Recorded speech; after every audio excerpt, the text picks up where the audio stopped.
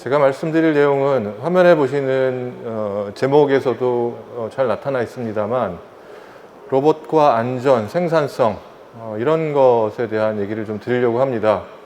아직 안전이라는 단어에 대해서는 생소함, 거부감, 어색함 이런 것들이 있는데요. 근데 점점 더 이 안전이라는 단어가 중요하게 로봇 필드에 다가오고 있습니다. 그 배경에는 사실 협동 로봇이 자리를 잡고 있죠. 협동 로봇이 사람과 같은 공간에서 작업을 하기 시작하면서 안전이라는 이슈는 더 이상 멀리하기에는 어려운 그런 이슈가 됐고 또 생산성과 직결되는 그런 이슈가 됐습니다. 근데 이 안전이라는 단어가 결코 생산성과 대척점에 있는 그런 단어는 아니다라는 말씀을 좀 드리려고 하는데요. 먼저 앞부분에서는 안전에 대한, 로봇 안전에 대한 말씀을 쭉 드리고 그 안전을 이해하셔야지 생산성 향상 또는 생산성 유지를 위해서 안전을 어떻게 적용하고 활용할 것인가를 쉽게 이해하실 수 있을 것 같습니다. 그래서 앞부분에선 로봇과 로봇의 안전에 대한 말씀을 먼저 드리도록 하겠습니다. 4차 산업혁명 시대에 살고 있습니다. 데이터, 그 다음에 정보, 그 다음에 인공지능 이런 것들이 우리가 생산하고 제조하고 서비스하는 방식에 엄청난 혁명적 변화를 만들어 오고 있죠.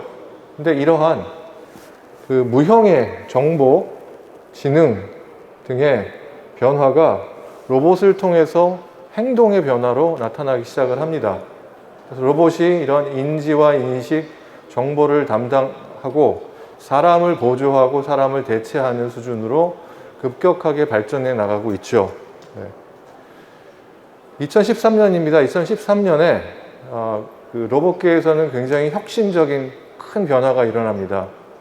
로봇이 산업 현장에 도입된 게 대략 1960년대 즈음인데요.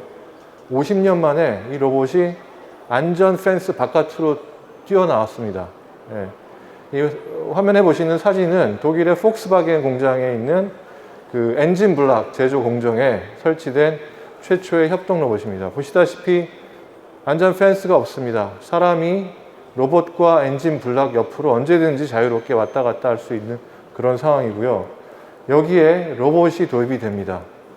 사람이 하던 작업을 사람의 공간에 그대로 로봇을 집어넣어서 로봇이 대신하게 되는 그런 상황이 만들어진 것이죠. 벌써 8년이 지났습니다. 작은 변화라고 생각을 했는데 이 사례를 이어서 굉장히 많은 생산업체에서 협동 로봇을 앞다퉈서 도입하기 시작을 합니다. 그 이점은 이렇게 자명합니다. 왼쪽에 보이는 것이 그 지금까지 우리가 익숙해 있었던 공간 분리, 인간의 작업 공간과 로봇의 작업 공간이 분리된 공간 분리형 산업용 로봇 활용 사례가 되겠습니다. 협동 로봇은 공간을 인간과 로봇이 공유합니다. 공간 공유형 사례가 되겠죠. 자, 이렇게 공간을 분리하기 위해서는 이 펜스와 로봇 사이에도 충돌을 회피하기 위한 추가 공간이 확보가 돼야 되고요. 펜스 바깥에도 역시 공간이 또 추가로 확보돼야 됩니다. 그런데 이렇게 펜스 없이 사람을 그 협동 로봇이 설치되는 경우에는 생산 라인에서 일하고 있던 사람의 그 공간에다가 바로 로봇을 설치하면 되기 때문에 공간적인 측면에서 굉장히 효과적이고 유연합니다. 그래서 만약에 내가 그 기존의 생산 라인이 있는데 여기에 로봇을 도입하고 싶다 그런 경우라면 이렇게 설계된 라인에는 로봇 도입이 거의 불가능합니다. 추가 공간 확보라든지 라인의 변경이 어렵기 때문이죠. 하지만 이런 공간에선 내가 로봇을 몇 대 더 추가하고 싶다. 협동 로봇을 말씀드리는 겁니다.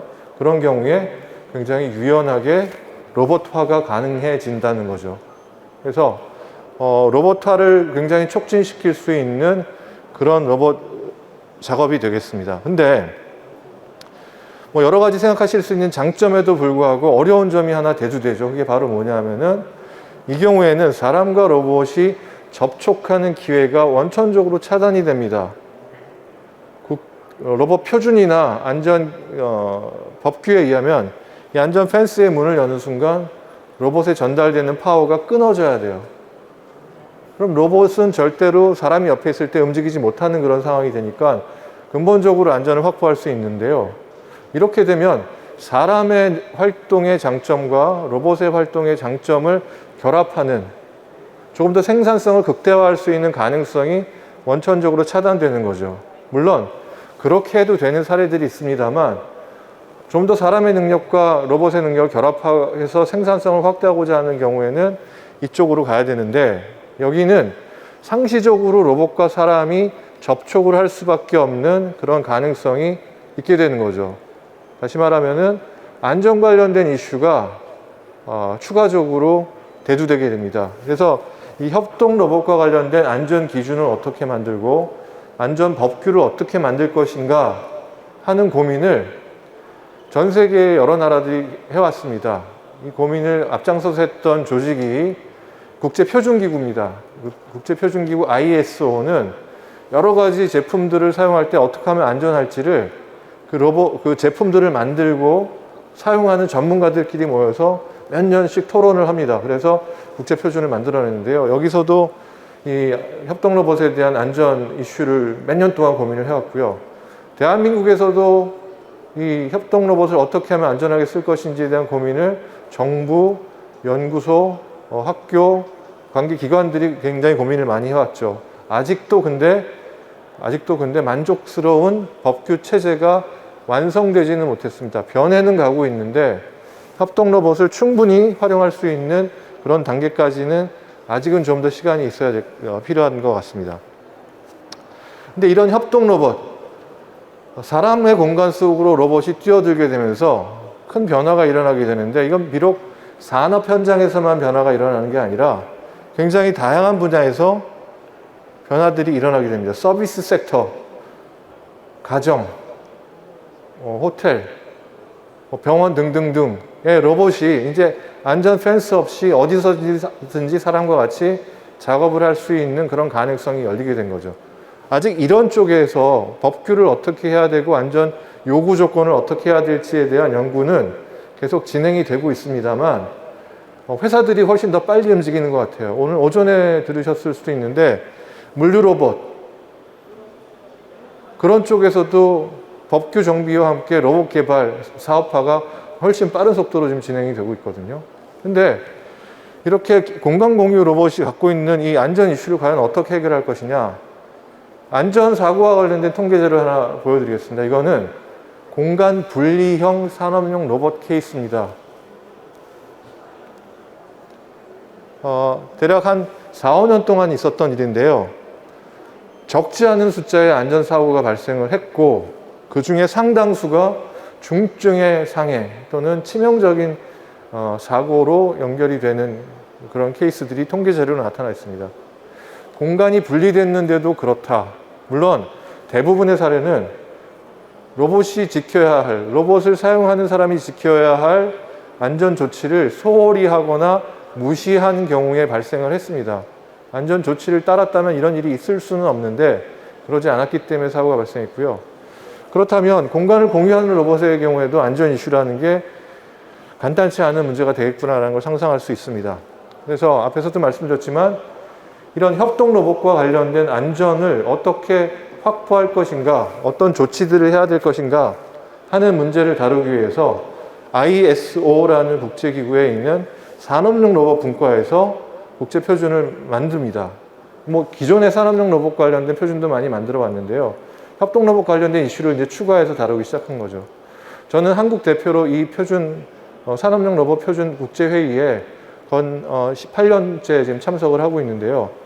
로봇과 관련된 안전 요구 조건들이 기술 발전과 함께 많이 변해왔습니다. 그 대표적인 사례가 협동 로봇입니다. 그래서 산업용 로봇과 관련된 안전 요구사항을 정리한 문서가 이렇게 3개가 있습니다. 이건 로봇에 관련된 표준이고요. 로봇 시스템에 관련된 표준이고 협동 작업, 협동 로봇에 관련된 표준 이렇게 3개가 있습니다. 왜 로봇과 로봇 시스템이 분리됐는지를 좀 말씀드리면 이게 그 국제 표준에서 말하고 있는 로봇입니다. 로봇은 이 초록색으로 둘러싸여져 있는 거고요. 다관절 로봇이죠. 근데 이 로봇에 도구가 하나라도 붙게 되는 순간 이 도구를 포함한 이 대상은 로봇 시스템이라고 불리게 됩니다. 그리고 로봇 시스템 안에는 이 도구뿐만 아니라 주변의 작업물, 주변의 환경, 사람까지도 다 포함이 됩니다. 그래서 로봇이 안전하게 만들어졌다고 하더라도 그 로봇을 가져다가 로봇 시스템을 구성할 때는 불안전한, 위험한 요소가 추가적으로 들어갈 수 있는 거죠. 그래서 로봇에 대한 안전 요구 조건이 있어야 되고 그 로봇을 이용한 로봇 시스템을 어떻게 만들 것인가에 대한 요구 조건이 따로 있는 게 효율적이다 해서 두 개의 문서가 분리된 겁니다. 그래서 여기 있는 그 대부분의 참석자들께서는 아마도 로봇 시스템 구성에 관심이 많으실 것 같습니다. 그래서 로봇에 대해서 대한민국에서 진행하고 있는 여러 가지 법규는 이런 것들이 있고요. 자율안전화기신고제도. 로봇 제조사가 지켜야 될 것들이고요. 로봇을 사용하는 분들은 이런 것들을 이제 지켜야 되죠. 산업안전보건법, 고용노동부에서 관리하는 법이죠. 네. 이 안전과 관련된 이슈는 고용노동부에서 많이 담당을 하는데요. 이런 것들에 대해서 자세하게 말씀드리기에는 오늘 자리는 적절하지는 않은 것 같고요.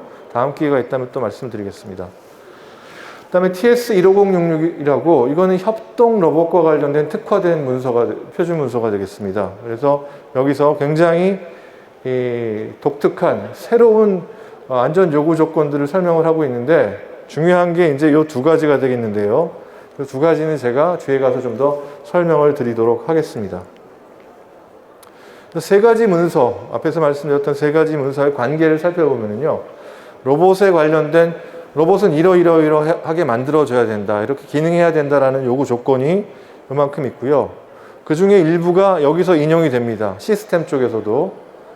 시스템의 내용이 로봇에서도 고려가 되긴 하고요. 그 다음에 이 두 가지 내용을 인용하거나 참조해서 협동 작업, 협동 로봇 시스템에 대한 얘기가 영문서에서 나오게 됩니다.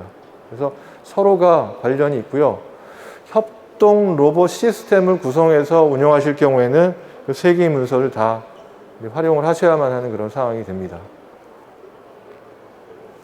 그런데 우리가 말하는 안전과 관련된 이슈, 이 안전의 또 다른 이름이 뭐냐면 위험성입니다. 위험성이 없다. 이게 이제 안전하다라는 얘기거든요. 그 위험성과 관련된 여러 가지 원인들을 살펴보면요. 제일 큰 원인이 뭐냐면은 접촉입니다. 사람과 로봇의 접촉.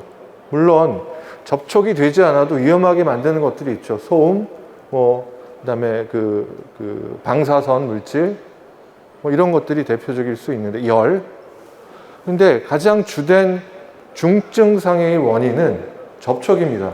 로봇과 사람이 접촉하는 이슈인데 그 접촉의 원인을 살펴보면 결국은 공간을 어떻게 활용하느냐, 영역을 어떻게 활용하느냐로 귀결이 됩니다. 그래서 로봇의 영역과 사람의 영역, 그 둘이 공동으로 사용하는 영역을 어떻게 설계하고 관리할 것인가가 굉장히 중요한 이슈가 되고요.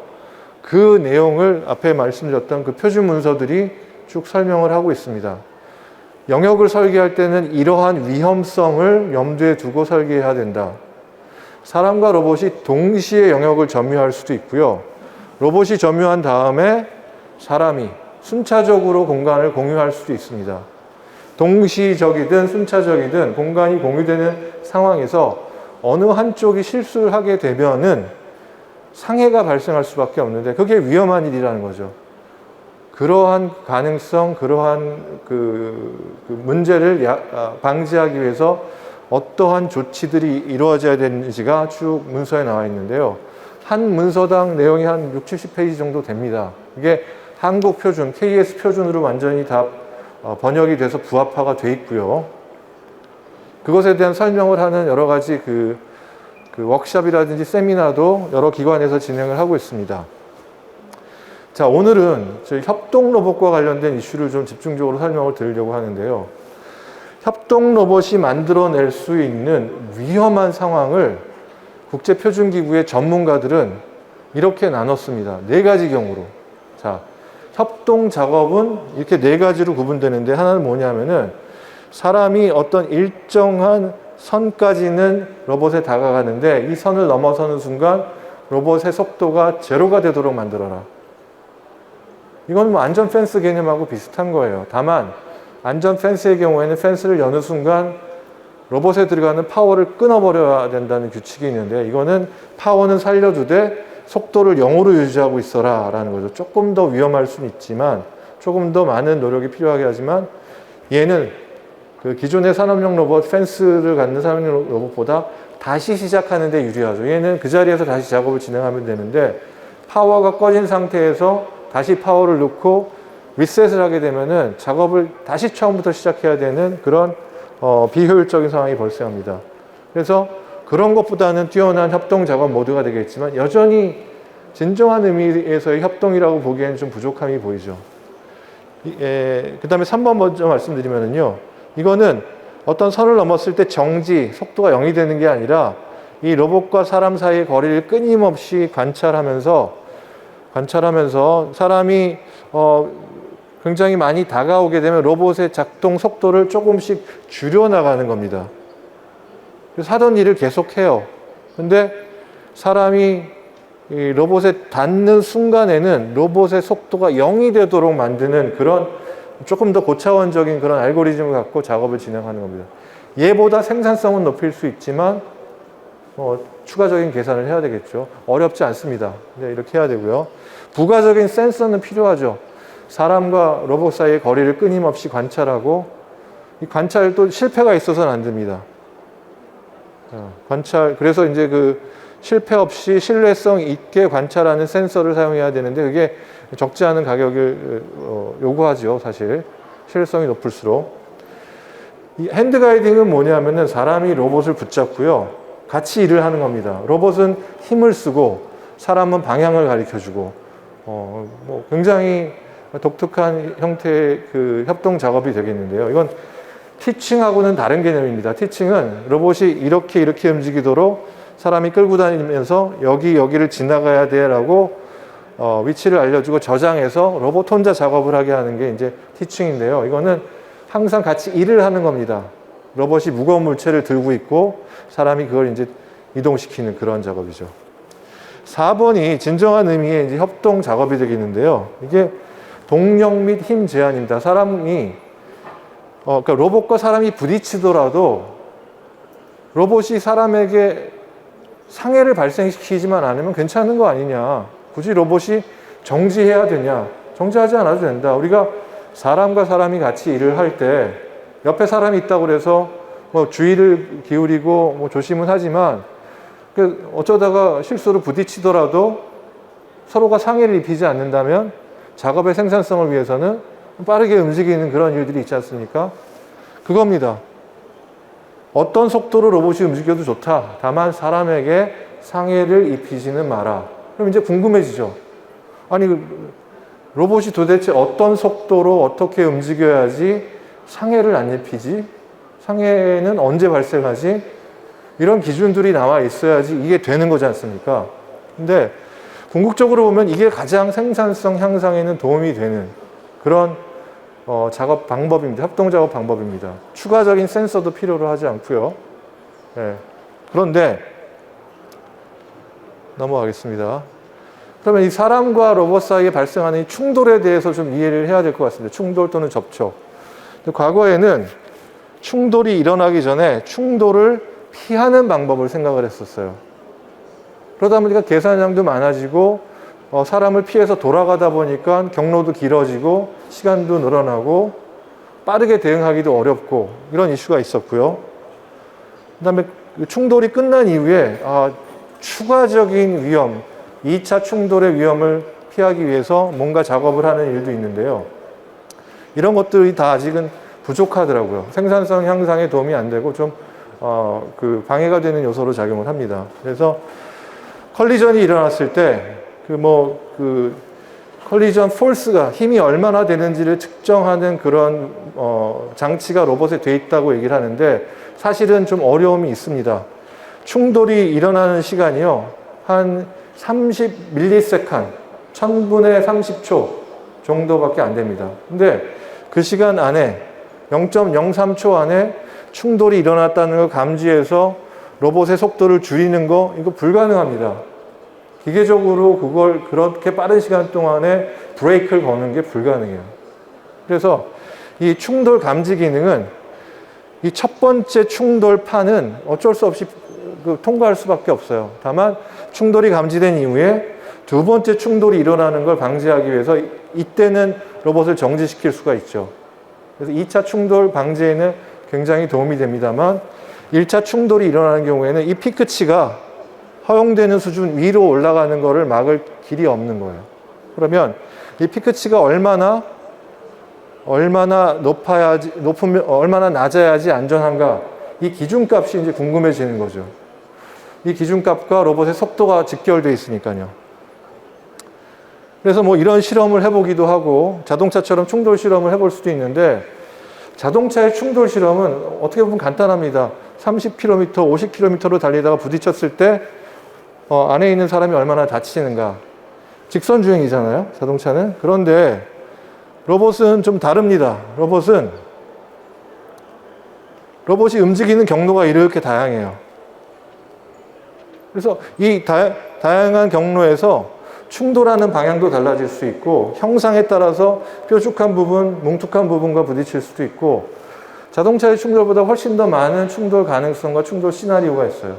도구를 내가 어떤 걸 붙이느냐. 그래서 어쨌든 그래도 한번 부딪혀보자. 부딪혀봐서 사람에게 상해가 나오는지 발생하는지 안 하는지 평가해보자.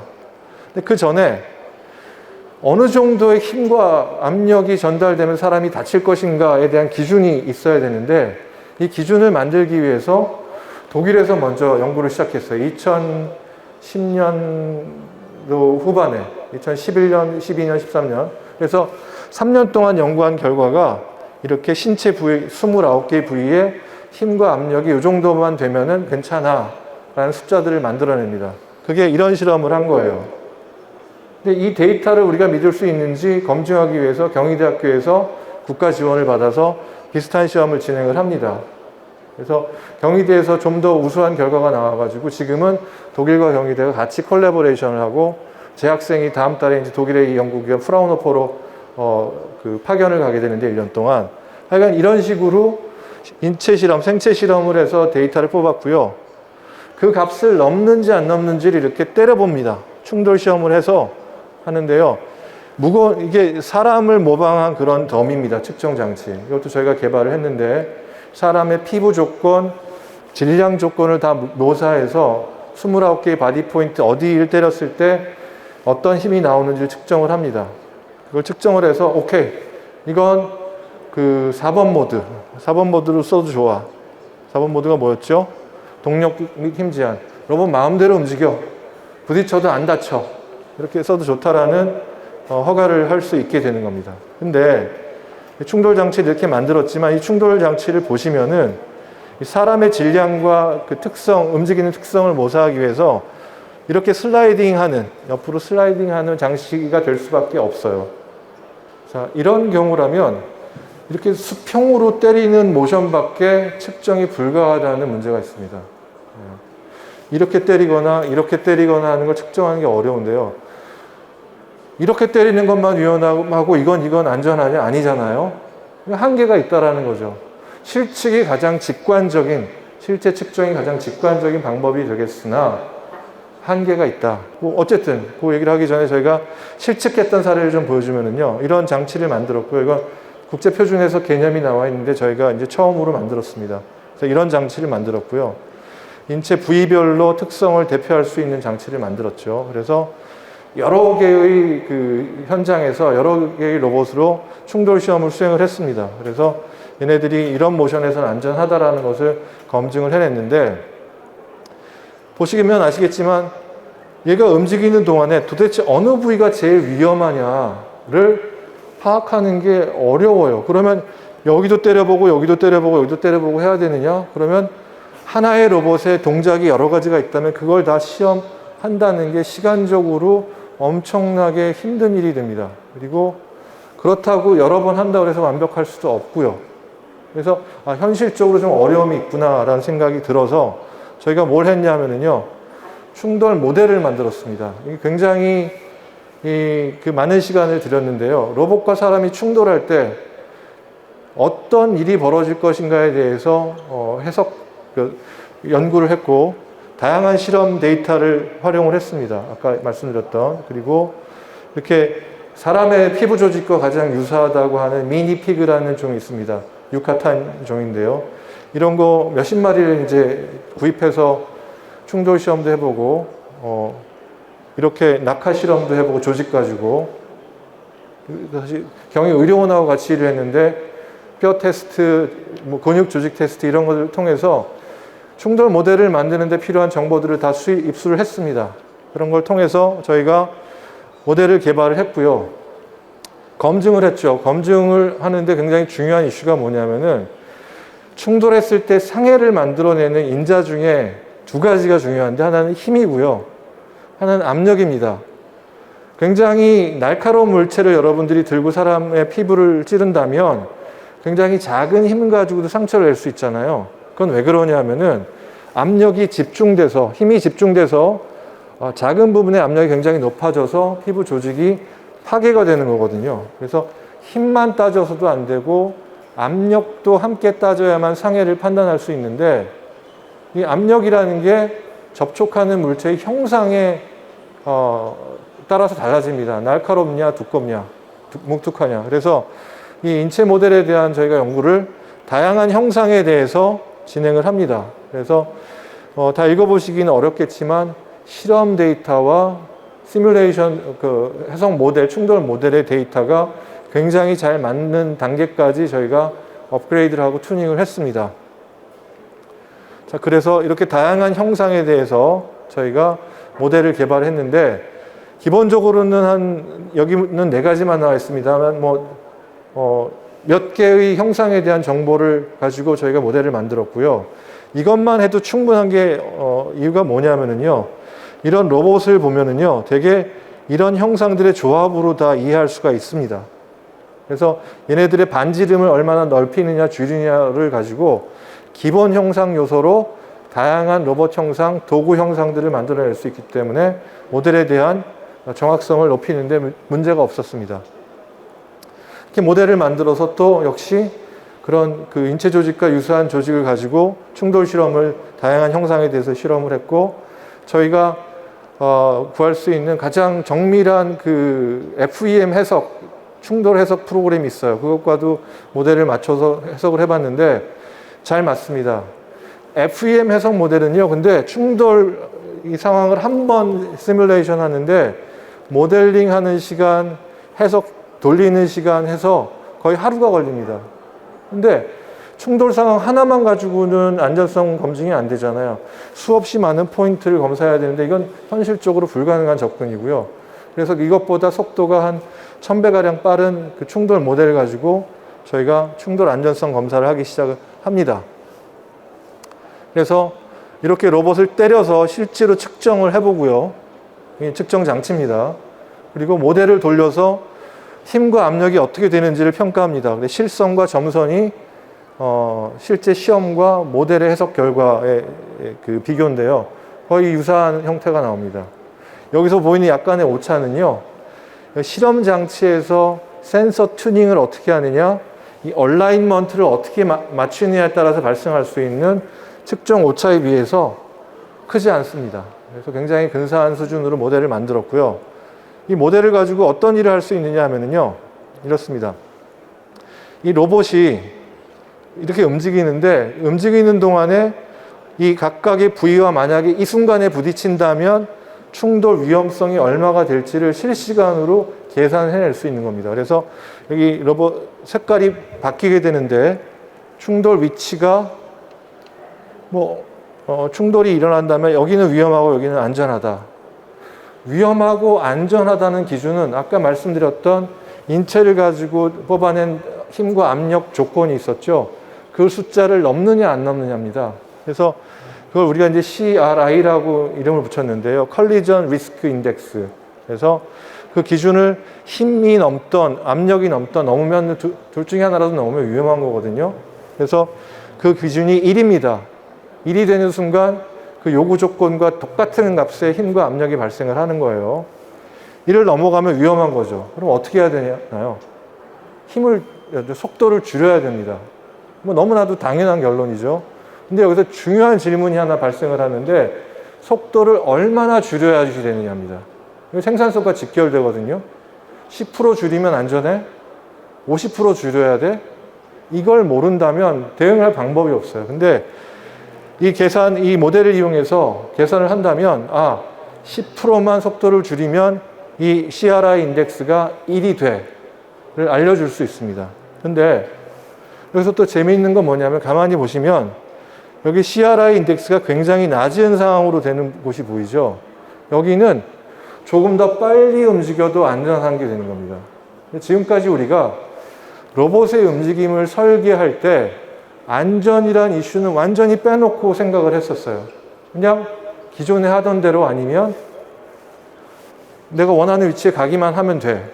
근데 안전을 고려해야 되는 상황에서는 이 피크치에만 관심을 가지는 경우들이 많습니다. 피크치를 낮추자. 근데요, 피크치를 낮출 뿐만 아니라 밑에 있는 낮은 영역의 속도를 얼마까지 높여도 되는지를 알 수 있기 때문에 그 부분에서 생산성을 끌어올리면 위험한 영역에서 손해보는 생산성을 커버하고도 남는다는 거죠. 다만 얼마나에 대한 답을 찾을 수 있는 길이 있다면, 근데 그 길을 제공하는 솔루션의 사례가 하나 여기 지금 설명드리고 있는 내용이 되겠습니다. 그래서 저희가 이런 어프로치를 다양한 현실의 실제 상황에다 적용을 했습니다. 그래서 한 회사에 설치된 협동 로봇이고 안전 인증을 받기 위해서 평가 보고서가 필요했는데 저희 모델을 이용해서 이렇게 분석을 했습니다. 이때 이 도구의 모양도 집어넣고요. 그렇게 해서 여기가 위험하고 어디가 안전하고를 해석한 다음에 위험한 영역에서의 속도를 10%만 줄이세요 하고 해가지고 그거에 맞춰서 안전을 확보하고 생산성도 향상한 그런 사례가 되겠습니다. 이런 거는 최근에 이제 협동 로봇이 모바일 플랫폼 위에 탑재돼서 보다 활동 영역이 넓어졌어요. 하나의 고정된 로봇이 할 수 있었던 일보다 몇 배나 뛰어난 활용성을 보여주게 됐는데요. 그래서 이 협동 로봇이 있었기 때문에 이 모바일 매니플레이터 시장이 지금 폭발할 수 있는 것 같습니다. 여러 대의 협동 로봇을 사용하는 것 같은 효과를 내는데요. 이게 사람을 아주 효과적으로 보완할 수 있는, 이제 다리가 달렸으니까 로봇에 굉장히 유용한 그런 시스템이 되겠는데요. 이것에 대한 해석도 똑같은 방식으로 접근이 가능합니다. 네, 그래서 앞에서도 말씀드렸습니다만 이 로봇의 충돌과 관련된 위험성은 여러 가지 요소가 있습니다. 그걸 다 말씀드리기는 어려운데요. 간단하게 줄여서 중요한 것만 말씀드리면 형상과 속도와 질량입니다. 무거운 로봇이냐, 뾰족한 로봇이냐, 빨리 움직이느냐 이런 것이 영향을 미치는데 그것과 관련된 해석을 저희가 수행을 했고 그로 인해서 충돌 시에 발생할 수 있는 위험성을 분석할 수 있고요. 로봇의 속도가 이럴 때 안전을 담보하기 위해서는 이 정도 속도가 돼야 되니까 이 윗부분 빠른 속도는 끌어내리고 이 밑에 부분은 끌어올려서 빠르면서도 안전한 생산성과 안전성을 다 확보할 수 있는 그런 지능을 부여할 수 있다는 거죠. 지금까지는 그래 위험하면 낮춰 천천히 움직여야지 당연한데 이 선을 어디다 그을지를 몰랐던 거예요. 그러니까 안전이 정량화될 수가 있는 겁니다. 지금 얘의 위험성은 1.5야. 1.0으로 낮추려면 어떻게 해야 되는지가 정량적으로 나올 수 있는 계산 길이 열렸다는 거죠. 그래서 이러한 기본적인 성능을 이용해서 보다 부가적으로 로봇의 안전성과 생산성을 향상할 수 있는 다양한 방법이 있습니다만 오늘 시간 관계상 설명은 생략하도록 하고요. 그렇게 해서 앞에서 보여드렸던 그런 움직임을 A 지점에서 B 지점으로 가는 움직임인데요. 이거는 안전을 고려하지 않은 경로 설계에 의한 사례입니다. 위험성이 1을 넘어가죠. 위험한 거예요, 얘는. 옆에서 사람이 작업하다가 부딪히면 안전 조건을 넘어가는 상황이 되는 겁니다. 근데 아까 말씀드린 것처럼 속도를 줄이고 낮추고 해서 어떻게 했냐면 얘는 위험성이 항상 1 수준에서 뭐 정지할 때는 어쩔 수 없이 이제 위험성이 뚝 떨어지지만 이런 수준이 됩니다. 그러면 시간을 보시면은요, 별 차이가 없습니다. 안전을 확보해도. 근데 재밌는 경우가 하나 나왔었는데요. 이게 저희가 현대자동차에 그 설치되어 있는 그 자동차 안전 평가, 안전 센서를 평가하는 로봇화된 라인인데 여기에 이제 로봇이 들어가서 여러 가지 이제 작업을 진행합니다. 이게 뭐냐면 실제고요. 이게 안전을 고려하지 않은 로봇의 모션입니다. 위험도가 이렇게 올라가는 걸 보실 겁니다. 물론 여기 현대차에서는 부가적인 안전 장치들을 추가로 달아서 센서들을 이용해서 안전성을 확보하고 있습니다만 이런 속도를 저희가 잘 해석해서 이 위험도가 이를 넘어가지 않도록 하더라도 훨씬 더 빠른, 얘는 지금 보면 아직도 작업이 진행되고 있고요.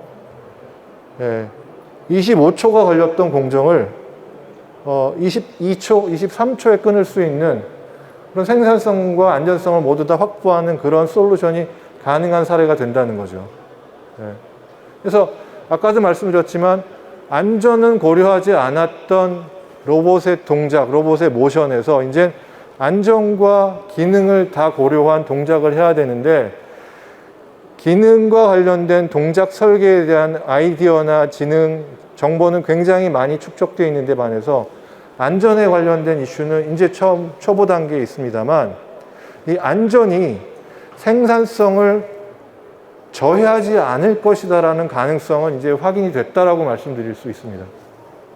그래서 앞으로 이 안전 관련된 이 이슈가 이 로봇에서 나아가야 될 방향은 저는 이렇게 봅니다. 이제 저하고